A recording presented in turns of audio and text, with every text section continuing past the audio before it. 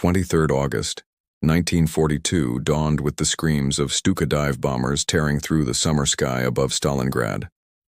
The German Sixth Army, commanded by General Friedrich Paulus, stood at the precipice of what Adolf Hitler proclaimed would be the greatest triumph of Operation Barbarossa. Nearly 300,000 Wehrmacht soldiers pressed toward the Volga River, their boots crushing the sun-baked earth of the Soviet steppes, their eyes fixed on the industrial city that bore Joseph Stalin's name. They had no idea they were marching into the jaws of their own destruction.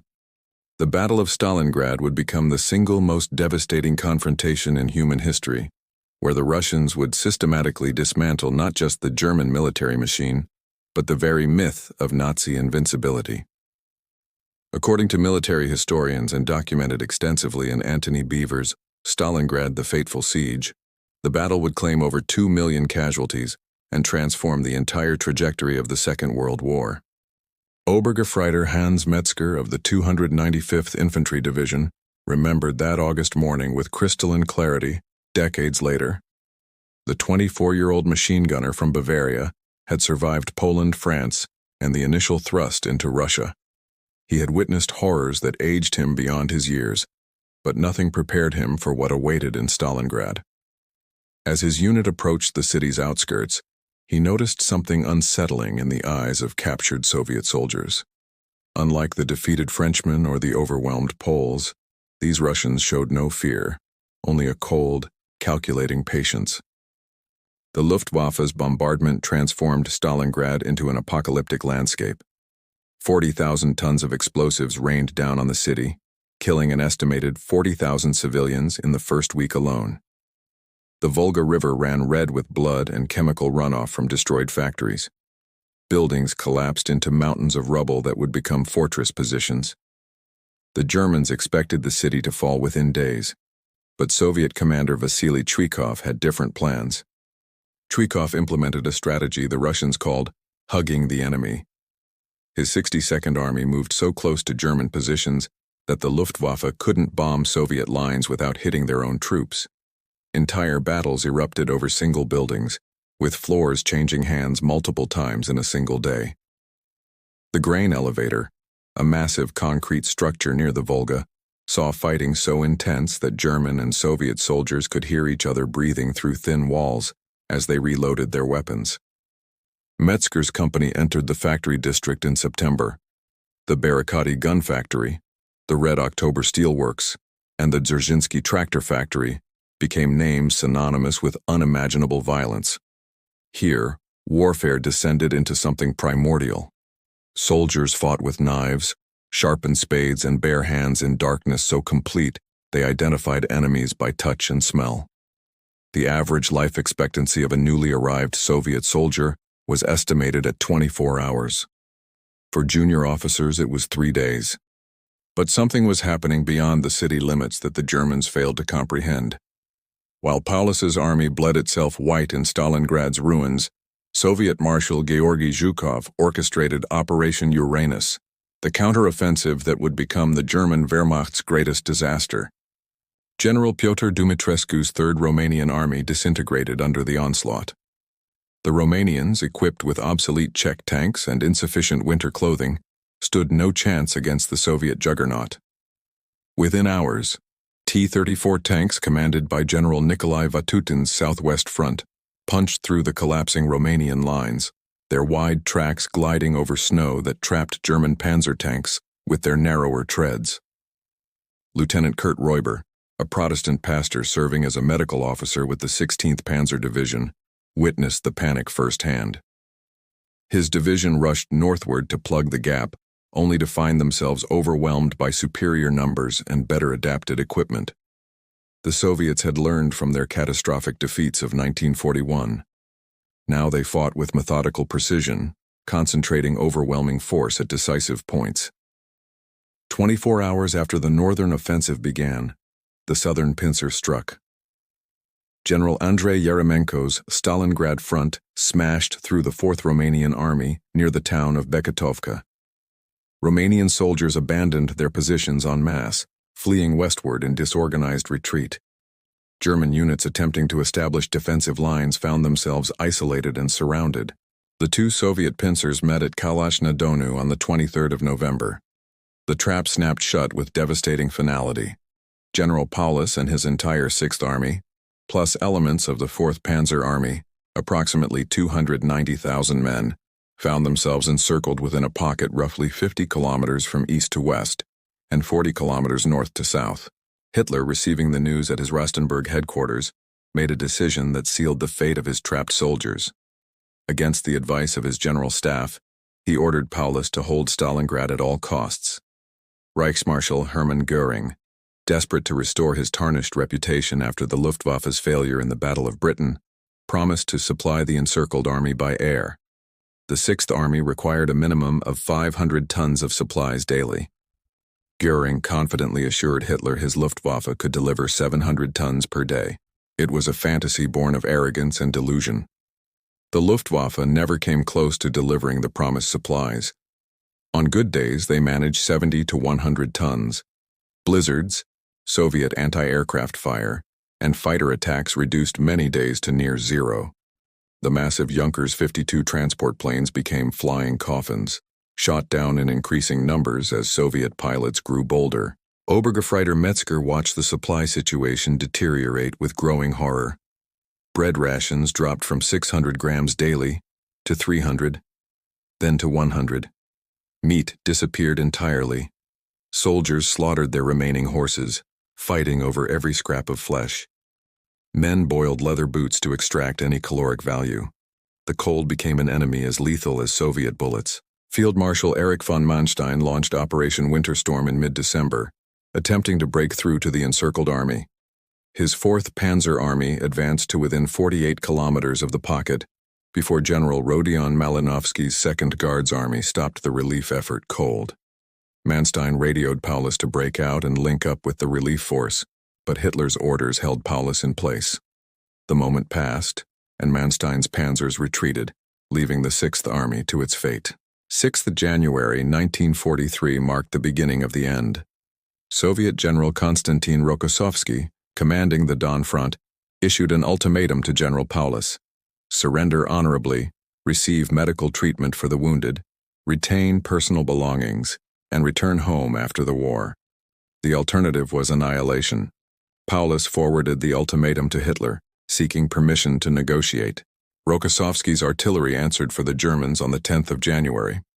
Operation Ring commenced with a bombardment that made the November offensive seem gentle. 7,000 artillery pieces, multiple rocket launchers known as Katyushas, that Germans nicknamed Stalin's organs, and heavy mortars pulverized the pocket. The frozen earth erupted in volcanic fury, tossing men and machines into the air like children's toys. Dr. Wilhelm Böhmler, a surgeon with the 297th Infantry Division, worked without pause in a makeshift hospital in a bombed-out department store basement. His memoir, later published as Kampf und Ende der 6. Armee, provided harrowing details of the collapse. Wounded men lay in rows on the frozen floor without blankets, anesthesia, or adequate bandages. Amputations were performed with ordinary saws. Frostbite claimed limbs by the thousands. Typhus and dysentery spread through the cramped shelters. The dying often seemed the fortunate ones. The Soviet advance divided the pocket into progressively smaller segments. The suburb of Marinovka fell on the 15th of January. Pitomnik Airfield, the last viable landing strip for supply planes, fell on the 16th. The loss of Pitomnik meant the remaining airdrops had to be parachuted from high altitude, with most supplies landing in Soviet-controlled territory or being destroyed on impact. Private Anatoly Mereshko, a Soviet artillery spotter with the 38th Rifle Division, observed the disintegration of German resistance with mixed feelings. At 19 years old, he had lost his entire family to the Nazi invasion. His village in Ukraine had been burned, his parents and younger sister murdered by SS Einsatzgruppen. Yet even he felt a measure of pity for the skeletal figures emerging from the rubble with hands raised. The Germans trapped in Stalingrad no longer resembled the proud Wehrmacht that had conquered most of Europe. Their uniforms hung from emaciated frames. Frostbite blackened their extremities. Lice infested every fold of clothing. Many could barely walk. Some had gone mad from hunger, cold, and constant bombardment. wandering through ruins speaking to ghosts. The Red October factory, scene of such ferocious German attacks in autumn, became a tomb for its attackers. Soviet troops cleared the ruins room by room, finding frozen corpses stacked like cordwood in basements. Some Germans had died clutching photographs of wives and children. Others held empty ration tins, having eaten every morsel, including the paper labels. By late January, the pocket had fragmented into two smaller pockets, north and south. Command and control collapsed. Radio communications became sporadic. Units lost contact with headquarters. Officers made their own decisions about surrender or continued resistance.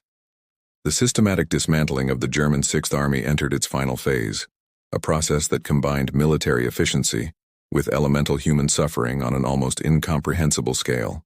31st January 1943 witnessed an event unprecedented in German military history. Field Marshal Friedrich Paulus, commander of the Sixth Army, commander of what had been the Wehrmacht's most powerful offensive formation, surrendered himself and his staff to Soviet forces in the basement of the Univermag department store in central Stalingrad. Lieutenant Fyodor Ilchenko of the 38th Motorized Rifle Brigade had the historic task of accepting Paulus's surrender. Ilchenko, a former schoolteacher from Kursk, found the German commander sitting on a camp bed in a dank cellar lit by a single candle. Paulus looked aged beyond his 52 years, his uniform clean but threadbare, his face gaunt and gray. When Ilchenko informed him that he was now a prisoner of war, Paulus simply nodded and gathered his few belongings. The surrender of the southern pocket proceeded rapidly. 23 generals, 2,000 officers, and 90,000 enlisted men laid down their weapons. Soviet propaganda photographer Georgy Zelma captured images that would circle the globe, endless columns of Wehrmacht prisoners shuffling through snow-covered ruins, their faces expressing exhaustion beyond despair. Major Anastasia Gumilova, one of the few female Soviet interrogators, processed dozens of German officers through makeshift prisoner collection points. Her fluent German, learned at Moscow University before the war, made her invaluable for intelligence gathering. The officers she interviewed revealed a consistent pattern. The Sixth Army's destruction resulted not from Soviet military superiority alone, but from catastrophic German strategic failures. The northern pocket, however, refused to surrender. General Karl Strecker, commanding the 11th Corps, announced his intention to fight to the end. His troops, concentrated around the Dzerzhinsky tractor factory, represented the final organized German resistance in Stalingrad. These men, aware that surrender meant uncertain fate in Soviet captivity, chose to make their last stand among the industrial ruins where they had fought since September. Soviet forces tightened the noose methodically. Rocket artillery saturated suspected German positions. Tanks drove directly through weakened factory walls. Flamethrower teams burned out basement strongpoints.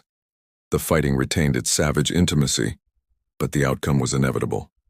One by one, pockets of resistance fell silent. Sergeant Viktor Nechayev, a combat engineer with the 21st Army, participated in the final clearance operations. His unit's task involved systematically searching every basement, every collapsed building, every sewer tunnel for holdouts. They found scenes that would haunt Nechayev for the remainder of his long life.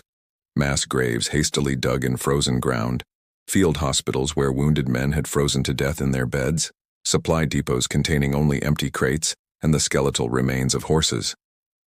2nd February 1943 marked the official end. General Strecker surrendered the northern pocket at dawn. The Battle of Stalingrad, which had lasted 5 months, 1 week, and 3 days, concluded with total Soviet victory. Of the nearly 300,000 German and Axis soldiers trapped in the pocket, approximately 110,000 entered Soviet captivity. The remainder had been killed or died from wounds, starvation, or exposure. But captivity offered no salvation. The long march to Siberian prison camps began immediately, through winter conditions that seemed determined to finish what the battle had started. The Russians had dismantled the German Sixth Army, and now the survivors faced a different kind of destruction. 4th February 1943 found Field Marshal Paulus and 90,000 survivors beginning their journey into Soviet captivity. The march from Stalingrad to the temporary prisoner camps near Beketovka began in temperatures hovering around -35 degrees Celsius. The men who had somehow survived the battle now faced an ordeal that would kill thousands more. Colonel Helmut Welz of the 71st Infantry Division recorded in his secret diary, later smuggled back to Germany, that the first day's march covered approximately 15 kilometers. Of the 300 men in his regiment who started the march, 45 collapsed and died before reaching the first overnight stop. Soviet guards, themselves exhausted and supplied inadequately, offered little assistance. Those who fell remained where they dropped, freezing into grotesque statuary along the roadside. The Soviet logistics system, strained beyond capacity by the massive military operations, struggled to handle the sudden influx of 90,000 prisoners. Transit camps established hastily lacked adequate shelter, food, medical supplies, or sanitation facilities. Lieutenant Alexei Karpov, assigned to camp administration at Beketovka, watched helplessly as prisoners died by hundreds daily from typhus, dysentery, starvation, and complications from frostbite. Dr. Ottmar Kohler, a Wehrmacht surgeon captured in the southern pocket, tried desperately to organize medical care for his fellow prisoners. With no medications, no surgical instruments, no bandages, his efforts proved largely futile.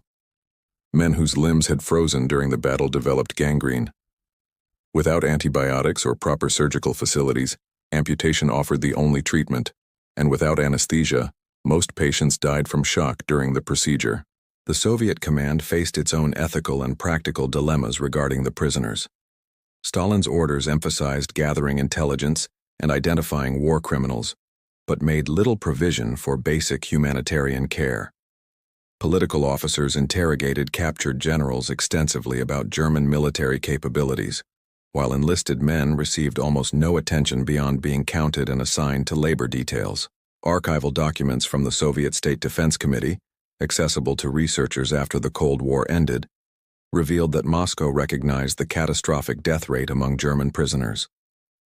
Directives issued in March 1943 mandated improved rations and medical care, but implementation proved sporadic. Supply priorities focused on the Red Army's continuing offensives, not on enemy prisoners. The Russians organized the prisoners into work battalions. Those strong enough to walk were assigned to clear rubble from Stalingrad itself, rebuilding the city they had destroyed. The irony was not lost on the Germans, who labored alongside Soviet civilians to reconstruct apartment blocks, factories, and infrastructure. Occasionally, German soldiers encountered Russian civilians who offered bread or potatoes, small gestures of humanity amid the ruins. The systematic documentation of prisoner deaths proved haphazard. Soviet authorities recorded names and service numbers when possible, but thousands of Germans died anonymously, buried in mass graves marked only by numbers or not marked at all. The prisoner cemetery at Beketovka eventually contained over 50,000 graves, most identified simply as unknown German soldier. 15th July 1943 saw the arrival in Moscow of 23 German generals captured at Stalingrad, Field Marshal Paulus among them. The Soviets transported these high-ranking officers by train from the transit camps, housing them in relative comfort at prisoner facilities in Voykovo outside Moscow. Stalin himself took personal interest in these captives, viewing them as valuable propaganda assets and intelligence sources. General Dmitry Panin, chief interrogator for the NKVD's Prisoner Affairs Division, spent hundreds of hours questioning the German generals. His reports to Stalin, preserved in Soviet archives and analyzed by historian Alexander Werth in his comprehensive work, Russia at War, revealed deep divisions among the captured German leadership. Some officers remained fanatically loyal to Hitler. Others, particularly after learning about the failed assassination attempt of July 20, 1944, became willing collaborators. Field Marshal Paulus represented the most complex case. Hitler had promoted him expecting suicide, following the Prussian military tradition. Instead, Paulus survived and now existed in a moral and psychological limbo. For months, he refused to make anti-Nazi statements, maintaining the traditional apolitical stance of the German officer corps. But the revelation of Nazi atrocities combined with Hitler's willingness to sacrifice the Sixth Army for propaganda purposes, gradually eroded his loyalty. Colonel Viktor Zhigunov, Paulus's primary interpreter and handler, witnessed the field marshal's transformation firsthand. Zhigunov, who spoke excellent German from his time at university in Leipzig before the war, engaged Paulus in long philosophical discussions about duty, honor, and the nature of legitimate authority. These conversations, monitored and recorded by Soviet intelligence, traced Paulus's evolution from loyal Wehrmacht officer to active participant in the National Committee for a Free Germany. The National Committee for a Free Germany, established in July 1943, represented the Soviet Union's attempt to create an anti-Nazi German political organization from prisoners of war. Led by captured officers and German communist exiles, the committee issued propaganda calling on German soldiers to overthrow Hitler and end the war. Loudspeakers at the front broadcast these messages. Leaflets dropped from aircraft urged surrender. Soviet propaganda extensively exploited the captive generals. Photographs of Paulus and other senior officers in Soviet custody appeared in newspapers worldwide. Radio Moscow broadcast interviews and statements. Newsreel footage showed German generals living comfortably while their soldiers froze in prisoner camps. A stark contrast designed to undermine Wehrmacht morale, the psychological warfare campaign achieved mixed results. Some German units did surrender en masse after receiving leaflets signed by captured generals. Other Wehrmacht formations fought with increased fanaticism, viewing the generals as dishonorable traitors. Hitler ordered that the families of any officer who joined the National Committee be arrested and sent to concentration camps, a policy that made cooperation with the Soviets even more morally complex. By late 1944, with Germany's defeat inevitable, more captured officers joined the Soviet-sponsored organizations. 50 generals eventually became members, though only a fraction actively participated in propaganda efforts. Most walked a careful line, cooperating enough to improve their conditions while avoiding actions that might endanger family members still in Germany. 28 April, 1945 brought news to the prisoner camps that shattered the remaining hopes of German captives. Adolf Hitler had committed suicide in his Berlin bunker. The war in Europe would end within days. Prisoners assumed this meant imminent repatriation. They could not have been more wrong. For most Stalingrad survivors, captivity had years yet to run. Senior Sergeant Pavel Sidorov, commandant of Camp 91 near Novocherkassk, faced 3,000 German prisoners who believed liberation was imminent.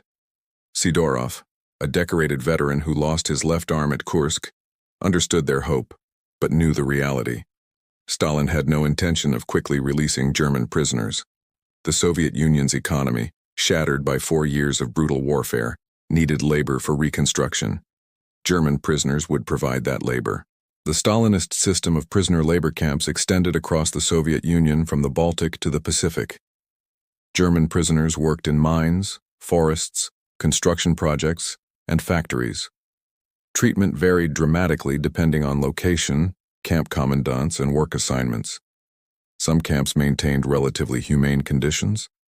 Others resembled Nazi concentration camps in their brutality. Corporal Franz Miller from the 76th Infantry Division spent 3 years working in a coal mine near Rostov. His account, published in 1952 after his eventual release, described 16-hour workdays underground in dangerous conditions. Cave-ins killed dozens. Gas explosions claimed more. The work was brutal, the food inadequate, the medical care minimal. Yet Miller survived, one of approximately 5,000 from his original unit of 15,000 men.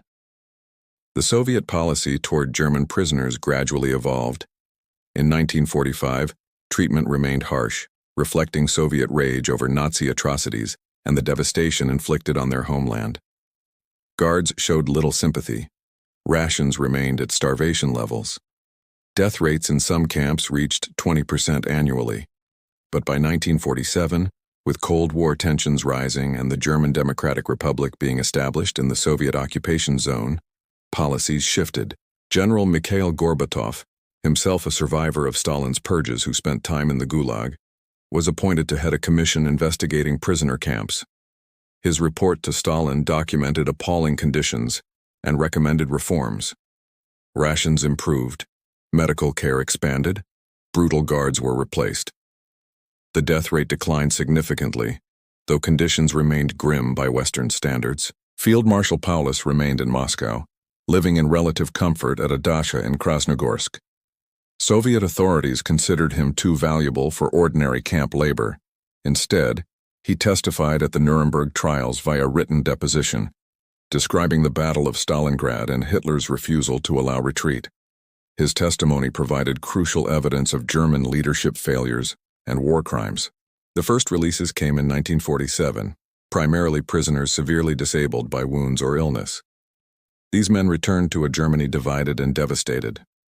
The Western zones under American, British, and French control were slowly recovering through Marshall Plan aid. The Soviet zone had become the German Democratic Republic, a communist state where returning prisoners faced new political pressures. Wolfgang Buff, released in 1948 due to tuberculosis and weighing less than 90 pounds, arrived in Hamburg to find his family home destroyed and his wife remarried, having received notification that he died at Stalingrad. His experience was common. Many prisoners returned to find their families dead, dispersed, or having moved on after years of no communication. The largest releases occurred in 1949 and 1950, coinciding with the establishment of diplomatic relations between the Soviet Union and West Germany. Thousands of prisoners boarded trains at camps across the Soviet Union, beginning the long journey westward.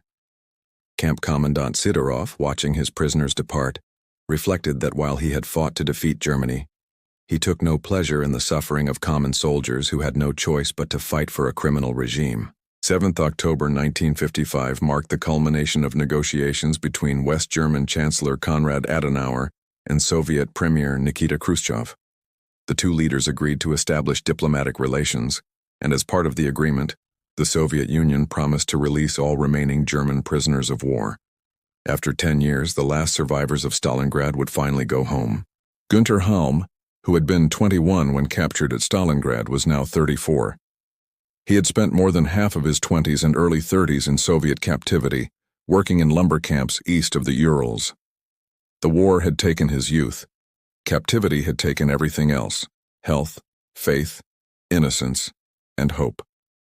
The man who boarded the train at Sverdlovsk camp bore little resemblance to the enthusiastic soldier who marched into Russia in 1942. The repatriation trains traveled westward through landscapes that stirred powerful emotions in the returning prisoners. They passed through Stalingrad, rebuilt but still bearing scars of the battle. Some men wept seeing the city. Others stared in silence, confronting the place where their lives had shattered. The train continued through Ukraine, Poland, and finally into Germany itself. Crossing the border into West Germany at Friedland Camp brought overwhelming relief mixed with profound anxiety. These men returned to a country they barely recognized. The Germany they left was Nazi, militaristic, and expansionist. The Germany they returned to was divided, democratic in the West, communist in the East, and militarism was thoroughly discredited. Their military service, once honored, was now viewed with deep ambiguity. Dr. Elizabeth Weber, a psychologist working with returning prisoners at Friedland, documented what would later be called post-traumatic stress disorder, though the terminology did not exist then. Many returnees struggled with nightmares, depression, anxiety, and what she termed survivor's guilt. Why had they lived when so many comrades died? Could they have done something differently? The questions haunted them. The German Red Cross established processing centers to help returnees locate surviving family members. Many searches ended in heartbreak. The Allied bombing campaign and Soviet advance had killed millions of German civilians. Cities like Hamburg, Dresden, and Berlin were gravely damaged. Families were scattered, dead or missing. Some prisoners arrived to find that wives had remarried, children no longer recognized them, and their places in society no longer existed. Economic reintegration proved challenging. The West German economic miracle was beginning, but employers viewed returning prisoners with suspicion. Had 10 years in Soviet camps made them communist sympathizers? Could they be trusted? Would they be productive employees after such long absence from normal society? Many former prisoners found work only in menial positions despite their pre-war education and training. Field Marshal Paulus returned to Dresden in East Germany, where he lived until his death in 1957. He remained controversial, honored by the communist government for his cooperation with the National Committee for a Free Germany, but viewed as a traitor by many West Germans. His memoirs, published posthumously, defended his decisions at Stalingrad while acknowledging the criminality of the Nazi regime he served. Lieutenant Colonel Herbert Sell, who had been a battalion commander at Stalingrad, worked tirelessly to establish an association of Stalingrad veterans. The organization aimed to preserve memory, support survivors, and ensure younger generations understood both the battle's horror and the broader lessons about totalitarianism, war, and human suffering. Sell argued that remembering Stalingrad meant confronting uncomfortable truths about German complicity in Nazi crimes. The survivors brought back stories that challenged official narratives on both sides of the Cold War. Soviet propaganda emphasized heroic victory and glossed over the brutal treatment of prisoners. West German narratives often portrayed Wehrmacht soldiers as honorable professionals distinct from the Nazi regime, a myth the survivors' experiences complicated. The reality was nuanced. Some German soldiers committed atrocities, others resisted, most simply tried to survive. 23 August 1962 marked the 20th anniversary of the battle's beginning. In Stalingrad, now renamed Volgograd, the Soviet government organized massive commemorations. A delegation of surviving German soldiers, including several Stalingrad veterans, attended at the invitation of Soviet veterans organizations. The meeting between former enemies, 2 decades after they tried to kill each other, carried profound symbolic weight. Anatoly Mereshko, now a retired colonel living in Moscow, traveled to Volgograd for the ceremonies. He had fought through the entire battle as a young artillery spotter. 2 decades later, he found himself shaking hands with Hans Metzger, the German machine gunner who fought on the opposite side of the same ruins. The two men, through interpreters, shared stories that revealed the common humanity beneath their former enmity. Mereshko described the moment Soviet forces broke through the encirclement, the overwhelming relief that the city would not fall despite unimaginable losses. Metzger described the growing realization of being trapped, the slow disintegration of his unit, the bitter cold and hunger. Both men had lost close friends. Both carried wounds, physical and psychological. Both had spent decades processing the trauma of those 5 months. The German delegation laid wreaths at Soviet war memorials. Soviet veterans reciprocated at German military cemeteries. The gestures, controversial in both countries, represented a tentative effort at reconciliation. Not all veterans approved.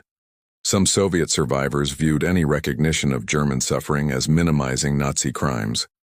Some German survivors resented what they saw as excessive focus on their suffering while ignoring Soviet atrocities during captivity. Historian Joachim Wieder, a Stalingrad veteran who became a prominent researcher of the battle, published his groundbreaking work, Stalingrad Memories and Reassessments, in 1962. Wieder argued that Stalingrad demonstrated the catastrophic consequences when political ideology overrides military reality. Hitler's refusal to allow retreat, based on his belief that willpower could overcome material circumstances, guaranteed the Sixth Army's destruction. The battle became a case study in how authoritarian systems make decisions leading to disaster. Soviet historians, working within constraints of official ideology, emphasized the battle as proof of communism's superiority over fascism. Marshal Vasily Chuikov, who commanded the 62nd Army during the battle, published his memoirs emphasizing Soviet tactical innovations and the heroism of Red Army soldiers. Both interpretations contained truth, but both also served political purposes that complicated historical understanding. The division of Germany complicated memory. In the East German Democratic Republic, the government promoted a narrative that separated good Germans, like communist resistance fighters and National Committee members, from bad Germans, meaning the capitalist West. Stalingrad was portrayed as the beginning of fascism's defeat, achieved by the Soviet Union with minimal acknowledgement of Western Allied contributions. In West Germany, memory was equally politicized but differently. Conservative politicians emphasized Wehrmacht soldiers' suffering and courage while minimizing discussion of Nazi crimes. Progressive voices pushed for complete reckoning with the past. Stalingrad veterans found themselves caught between competing narratives. Their lived experience is more complex than either side's simplifications. The trauma research conducted by pioneering psychologists in the 1960s revealed that many Stalingrad survivors suffered from what would later be diagnosed as complex PTSD. Nightmares persisted decades after the battle. Certain sounds, like trains or aircraft, triggered panic attacks. Anniversary dates brought depression. Many survivors self-medicated with alcohol, leading to addiction problems. Mental health support remained inadequate, both in Germany and the Soviet Union, where acknowledging psychological trauma was considered weakness. 2 February 2000 marked the 57th anniversary of Stalingrad's end. The Cold War had finished. The Soviet Union had dissolved. Germany had reunified. The veterans, now in their 70s and 80s, gathered once more in Volgograd, knowing this might be their final reunion. Fewer than 100 German survivors remained alive. Soviet veterans numbered only slightly more. Ivan Pavlovich Yakimenko, 92 years old, traveled from Kiev despite failing health. He had been a tank commander in the counteroffensive, his T-34 breaking through Romanian lines on that frozen November morning 57 years prior. He walked slowly through the rebuilt city, marveling at the transformation from the hell he remembered to this modern metropolis. Gerhard Hindenlang, 82, made the journey from Stuttgart. He had been captured in the southern pocket, survived the death march, spent 8 years in labor camps, and somehow built a successful life after returning. For decades, he rarely spoke of Stalingrad. But as the millennium turned and his generation approached extinction, he felt compelled to testify, to ensure the truth survived even after the last witness died. The two veterans met at the Mamayev-Kurgan Memorial Complex, dominated by the towering statue "The Motherland Calls." Through the translator, they shared their final thoughts on the battle that defined their lives. Yakimenko spoke of pride in defending his homeland, sorrow for the cost, hope that such carnage would never recur. Hindenlang spoke of the waste, the futility, the criminality of the Nazi regime that sent him and hundreds of thousands of young men to die for nothing. According to researchers at the German-Russian Museum Berlin-Karlshorst, which has extensively documented Stalingrad's aftermath, only about 6,000 of the 90,000 Germans captured at Stalingrad survived to return home. The battle and subsequent captivity killed approximately 294,000 of the 300,000 Germans encircled.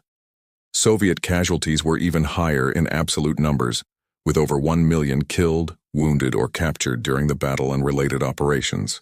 The Battle of Stalingrad represented the turning point of the Second World War's Eastern Front. After Stalingrad, the strategic initiative permanently shifted to the Soviet Union. The Wehrmacht never recovered from the loss of an entire army. The myth of German invincibility shattered. Nazi Germany's defeat, though requiring 2.5 more years of savage fighting, became inevitable. The battle also exemplified the worst aspects of 20th century totalitarian warfare. Hitler's fanatical refusal to allow retreat, Stalin's willingness to accept unlimited casualties, the deliberate targeting of civilians, the use of prisoners as slave labor. These characteristics would define conflicts from Stalingrad through Korea, Vietnam, and beyond. The battle became a cautionary tale about what happens when ideology trumps humanity.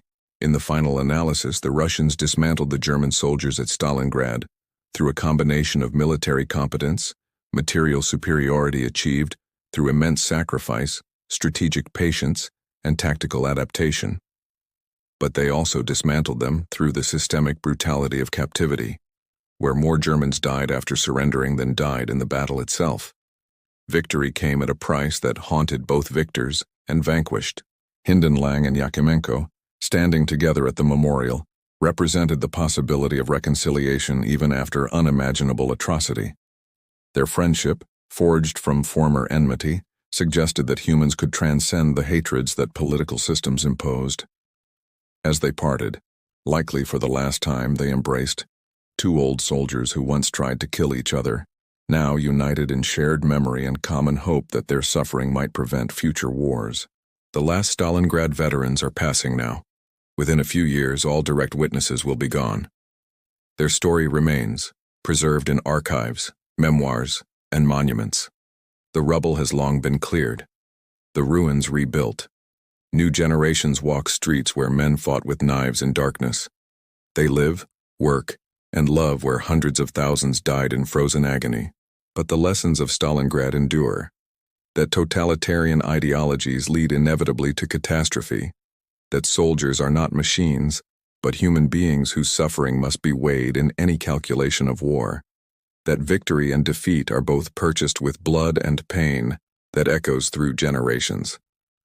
The Russians dismantled the German soldiers at Stalingrad, but in doing so, they revealed truths about war, humanity, and survival that transcend any single battle or nation.